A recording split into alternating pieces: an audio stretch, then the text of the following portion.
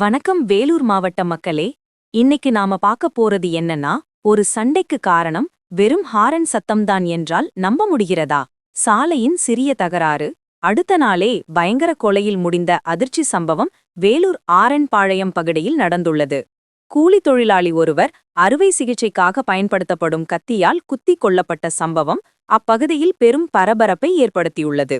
இது குறித்துதான் இப்ப நாம பார்க்க போறோம். அப்படி என்னதான் நடந்தது என்பதை விரிவாக பார்ப்போம். இந்த சம்பவம் தொடங்கியது எங்கே? கொலையானவர் வேலூர் சதுப்பேரியைச் சேர்ந்த கட்டிட கூலி தொழிலாளி பிரேம்குமார் 34. நேற்று மாலை பிரேம்குமார் வேலை முடிந்து வீடு திரும்பிக் கொண்டிருந்தார். ஆரன்பாளையம் பகுதியில் அதே பகுதியைச் சேர்ந்த கோட்டீஸ்வரன் 54 மற்றும் அவரது மகன் சப்தி 24 ஆகியோர் சாலையோரம் ஒரு கடையில் தக்காளி வாங்கிக் கொண்டிருந்தனர். அப்போது அவ்வழியாக வந்த பிரேம்குமார் அவர்கள் வழிவிடாமல் இருந்ததால் தொடர்ந்து ஹாரன் அடித்துள்ளார். இதனால் ஆத்திரமடைந்த தந்தை மகன் இருவரும் பிரேம்குமாருடன் வாக்குவாதம் செய்து அது கைகலப்பாக மாறியுள்ளது. அக்கம்பக்கத்தினர் தலையிட்டு சண்டையை நிறுத்தியுள்ளனர். அறுவை சிகிச்சை கத்தியால் நடந்த அட்டூரியம். நேற்று நடந்த சண்டையின் தீ இன்று அதிகாலையும் அணையவில்லை. இன்று காலை வழக்கம் போல பிரேம்குமார் வேலைக்கு செல்லும்போது அதே தந்தை கோட்டீஸ்வரன் மற்றும் மகன் சப்தி இருவரும் அவரை வழிமறித்துள்ளனர்.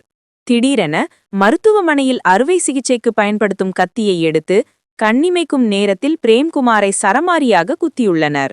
இதில் இரத்த வெள்ளத்தில் சரிந்த பிரேம்குமார் சம்பவ இடத்திலேயே பரிதாபமாக உயிரிழந்தார்.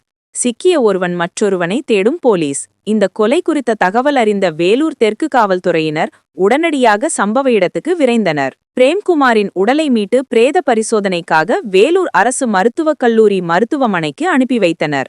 மேலும் இந்த பயங்கர கொலை தொடர்பாக வழக்கு பதிவு செய்து தீவிர விசாரணை மேற்கொண்டதில் கொலையாளிகளில் ஒருவரான மகன் சக்தியை பிடித்து விசாரித்து வருகின்றனர்.